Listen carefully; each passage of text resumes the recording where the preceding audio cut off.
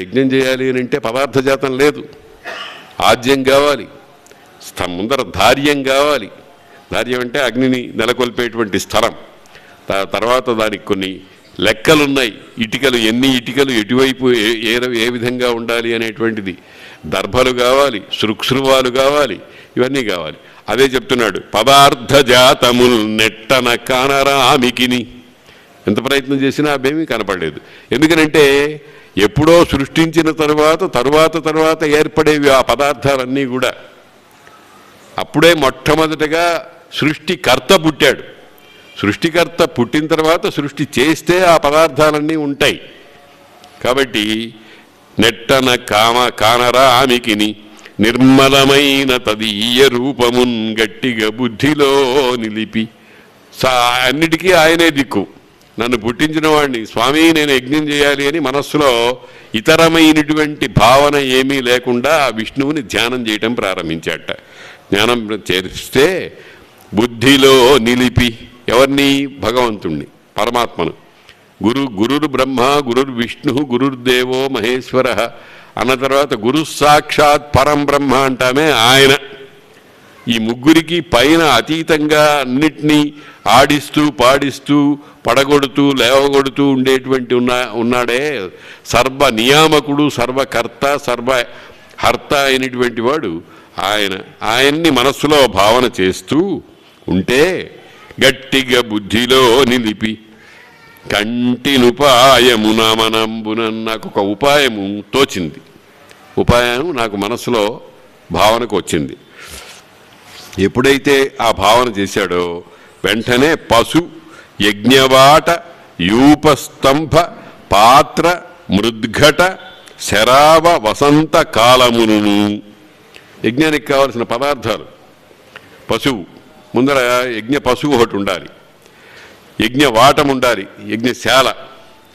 ఆ తర్వాత యూపస్తంభం, పశువును కట్టేసేటువంటి కట్టు కొయ్యదానిక కొన్ని లెక్కలు, కొన్ని కొలతలు, కొన్ని రకాలైనటువంటి ఒకే రకమైనటువంటి చెట్టుకి సంబంధించినటువంటి ఖదిరము అని మొదలైనటువంటి చెట్లు కొన్ని ఉన్నాయి. ఆ యూపము తయారు చేస్తారు. దాంతో ఏదో చిన్న రాటాట పెట్టి ఇదే యూపం అని అనరు. పాత్రలు కావాలి, మృద్ఘటము మట్టి కుండ, శరావము మూకుడు, వసంత కాలము యజ్ఞానికి యోగ్యమైనటువంటి కాలం ఒకటి ఉంటుంది, ఆ కాలము, స్నేహం అంటే తైలం, ఔషధి మా ఈ శ్రేష్టమైన ద్రవ్యాలు ఉంటాయి. చల్ల మిరియాలని, తోక మిరియాలని, మరి ఇతరమైనటువంటి పదార్థాలు హోమంలో వేసేదానికి కొన్ని విశిష్టమైనటువంటి పదార్థాలు ఉంటాయి. ఇవన్నీ కూడా చాలా చాలా గొప్ప భావన అండి, యజ్ఞ భావన. అందుకనే భగవద్గీతలో ఏం చెప్పారంటే సహ యజ్ఞా ప్రజా సృష్ట్వా పురోవాచ ప్రజాపతి అనేన ప్రసవిష్యధ్వం ఏషవోస్విష్ట కామధుక్ దేవాన్ భావయత అనేన తే దేవా భావయంతు వహ పరస్పరం భావయంత శ్రేయ పరమవాప్స్యత. ఇది ఒక ముక్కలో చెప్పాలంటే బ్రహ్మాండమైన సైన్స్ యజ్ఞం. యజ్ఞంలో వేసిన పదార్థం ఏమవుతోంది? కొన్ని రకములైనటువంటి చిదుకులు, కర్ర ముక్కలు తీసుకొస్తున్నాం, లేకపోతే జొన్నలు మొదలైన పేలాలు మొదలైన పదార్థాలు వేస్తున్నాం, నెయ్యి తీసుకొస్తున్నాం, అన్నం వండుతున్నాం. ఇవన్నీ కలిపి అగ్నిహోత్రంలో హుతం చేస్తున్నాం. హుతం చేస్తున్నామంటే అర్థం ఏమిటనమాట?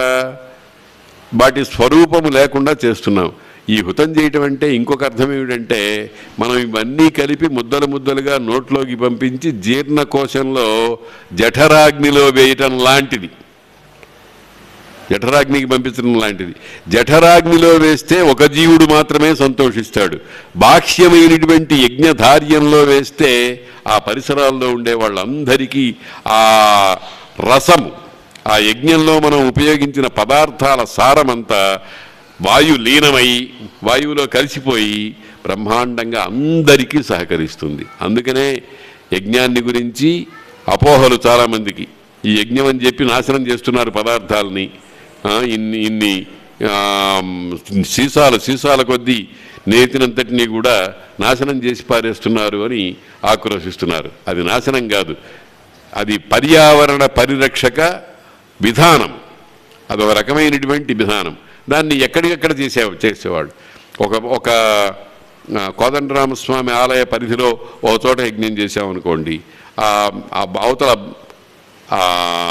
దిల్సుఖ్ నగర్ పటేల్ నగర్లో చేసామనుకోండి, ఈ పక్కన ఇంకొక కాలనీలో చేసామనుకోండి, ఆ కాలనీ వాళ్ళందరూ కూడా దీని ప్రయోజనాన్ని అనుభవిస్తారు అనేటువంటిది విశ్వాసం కాదు.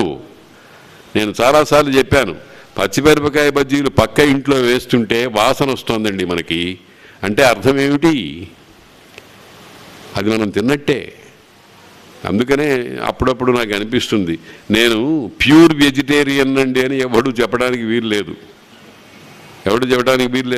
ఎందుకనంటే వాడు పక్క ఇంట్లో వండుకున్నటువంటి చికెన్ బిర్యానీ వగైరాటి వాసనలన్నీ వీడు అనుభవిస్తున్నాడు. వద్దనుకున్నా వచ్చి పడుతున్నాయి. సాక్షాత్తుగా నోట్లో తింటలేదు, కానీ తక్కిన ఇంద్రియాల ద్వారా దాన్ని తీసుకుంటూనే ఉన్నాడు. అదేం చేస్తాం, దానికి మనం విరుగుడేం లేదు. కాకపోతే ఏమిటంటే ఏదో ఒక తృప్తి, నోట్తో తినలేదు కదా అని, అంతకు మించి ఇంకేం లేదనమాట. కాబట్టి ఈ పర్యావరణ పరిరక్షణ అనేటువంటిది, వాతావరణాన్ని అంతటినీ సమస్థితిలో పెట్టడం అనేటువంటిది, దీనివల్ల దేవతలు సంతోషిస్తారు. అంటే దేవతలంటే పంచభూతాలే. పంచభూతాలన్నీ కూడా ఉద్వేగ స్థితి కోల్పోయి సమస్థితిని పొంది కావలసినటువంటి వర్షాన్ని వాటిని ఇస్తూ ఉండేవి. అందుకనే పూర్వకాలపు రాజులు ఎన్ని యజ్ఞాలు చేశారు అనేటువంటి దాని గురించి పెద్ద లెక్కలు గొప్పగా చెప్పేవాళ్ళు. దానివల్ల వాళ్ళు సుభిక్ష స్థితిని సంపాదించారు. అందరికీ అన్నం హాయిగా చక్కగా దొరికేట్టుగా చేశారు. దీన్ని ఏదో మూఢ విశ్వాసమని కొట్టిపారేస్తున్నాం మనం. ఇది కొంచెంపాటి తెలివి గల వాళ్ళము ఆ అత్యద్భుతమైనటువంటి మేధాశక్తి కలిగిన ఋషుల భావనను కాదని నిందిస్తున్నాం. సంకల్ప ఋగ్యజుస్సామనియుక్త వషట్కార మంత్రానుచరణమును దక్షిణల్ దేవతాద్యనుగత తంత్రవ్రతోద్దేశ ధరణీసురోత్తమాదులు అర్పణంబులు బోధాయనాది కర్మసరణి మొదలగు యజ్ఞోపకరణ సమితి అంతయును అమ్మహాత్ముని అవయవములుగాగ కల్పించి విధివత్ ప్రకారమునను అంత మనస్సులో భావన చేసేటప్పటికీ నేను యజ్ఞం చేయాలి అని ఇప్పుడు మెస్మరిజం లాంటిది ఏదో ఉంటుంది చూడండి, ఆ రకంగా ఆయన అనుకునేటప్పటికీ ఇవన్నీ వచ్చేసినాయి. ఇవన్నీ ఎట్లా వచ్చినాయిట? ఒక చక్కటి మాట అన్నారు, చాలా గొప్ప మాట అన్నారు. ఆ పరమాత్ముని అంగముల్లాగా ఏర్పడినాయి. అంటే యజ్ఞంలో ఉండేటువంటి మంత్రం కానీ, తంత్రం కానీ, యంత్రం కానీ, ఇతరమైన వస్తువులు కానీ, సమిధలు కానీ, ఆద్యము కానీ అంతా కూడా భగవంతుని అవయవములు. ఆ భావంతో చేయాలి. ఇది చాలా గొప్ప అత్యద్భుతమైనటువంటి భావనండి. భాగవతం మనకి అందించేటువంటి మహాజ్ఞానముల్లో ఇదొకటి. యజ్ఞోపకరణ సమితి అంతయును మహాత్ముని అవయవములు. అక్కడ మహాత్ముని అన్నారు పోతన గారు, చాలా గొప్ప మాట. మహాత్ముడు అంటే మహా గొప్పదైనటువంటి ఆత్మ దేహము కలిగిన వాడు. సర్వము 14 లోకాలు అంతా కూడా ఆయన దేహమే, ఆ దేహంలో కొంత భాగమే. కాబట్టి ఆయన మహాత్ముడు. ఆయన కాక ఇంకెవరవుతారు? ఆత్మ శబ్దానికి దేహము అనే అర్థం కూడా ఉంది. మహాత్ముడు అని అంటే అవయవములన్నీ కూడా వాటి ప్రమాణాన్ని ఎన్ని రకాలైనటువంటి కొలతతో కూడా గమనించలేకపోవటం, అది మహాత్మ లక్షణం అన్నమాట. యజ్ఞాంగి. ఈ విధంగా ఆయన ఏమైనాడు? యజ్ఞంలో ఉపయోగించే ప్రతి భాగము యజ్ఞం పరమాత్మే. నేను చెప్పానే, శృక్కు, శ్రోము, ఆద్యము, ఈ చిదుకులు మొదలైనవన్నీ కూడా అన్నీ ఆయనే. అందుకనే ఆయన ఏమన్నారు? యజ్ఞ అంగి. యజ్ఞమునకు కావలసినటువంటి అంగములే అయినటువంటి వాడు. యజ్ఞ ఫలదుడు. యజ్ఞం వల్ల చేసేటువంటి ఫలాన్ని ఇచ్చేటువంటి వాడు కూడా ఆయనే. యజ్ఞఫలం అంటే ఏమిటి? ఒక్కొక్కడు ఒక్కొక్క సంకల్పంతో యజ్ఞం చేస్తాడు. జ్యోతిష్టోమం స్వర్గకామో యజేత అనుటోంది. స్వర్గం కావాలి అనుకునేటువంటి వాడు జ్యోతిష్టోమ యాగం చేయాలి. దశరథ మహారాజు అశ్వమేధ యాగము పుత్రకామేష్టి యాగము చేశాడు. దేని చేత? పుత్రకామన చేత, పుత్రుడు కావాలి అనేటువంటి భావన చేత పుత్రకామేష్టి చేశారు. అలాగే రాజసూయ యాగం చేశారు. రాజసూయ యాగం అనేటువంటిది మంచి ఉత్తమ లోకాలని చేరుస్తుంది అనేటువంటి విశ్వాసం. కాబట్టి ఈ ప్రతి యజ్ఞమునకు ఒక ఫలం ఉంటుంది. ఆ ఫలాన్ని ఇచ్చేవాడు యజ్ఞ ఫలదుడు. యజ్ఞం చేస్తే ఆ ఫలాన్ని ఇచ్చేటువంటి వాడు. యజ్ఞేశుడు, యజ్ఞానికి ప్రభువు ఆయనే, యజ్ఞ అంగము ఆయనే, యజ్ఞ ఫలాన్ని ఇచ్చేవాడు ఆయనే, యజ్ఞ భోక్త ఆయనే. భోక్త అంటే తినేవాడు. యజ్ఞంలో మనం ఇచ్చిన ప్రతి పదార్థాన్ని కూడా ఆయన భుజిస్తూ ఉంటాడు. ఆయన భుజిస్తూ ఉంటాడంటే లోగొంటాడు, దాని సారాన్నంతటినీ కూడా బయటికి ఇస్తూ ఉంటాడు.